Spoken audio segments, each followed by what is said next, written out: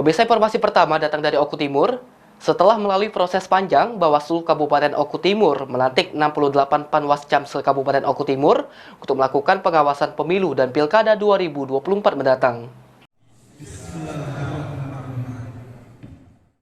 Badan Pengawas Pemilu Kabupaten Oku Timur melantik 68 Panwascam se-Kabupaten Oku Timur.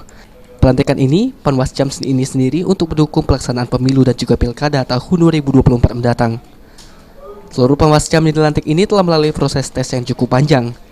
Ketua Bawaslu Oku Timur, Agus Purnawan, menyampaikan apresiasi kepada seluruh anggotanya yang telah bekerja keras dalam melakukan seleksi Panwascam. Selanjutnya, kepada anggota Panwascam yang terpilih diminta selalu meningkatkan ilmu serta berkomunikasi dengan teman karena akan membantu kinerja temannya di lapangan. Hari ini Bawaslu Kabupaten Oku Timur telah melantik 60 orang Panwascam se-Kabupaten Oku Timur. Oke, mungkin ada pesan dan harapannya Pak buat anggota yang sudah dilantik ini Pak? Besar harapan kami kepada Panwascam. Agus sendiri mengajak seluruh anggota Panwascam mengawal jalannya Pesta Demokrasi 2024 agar terpilihnya wakil rakyat yang dapat memajukan daerah. Aji, PAL TV.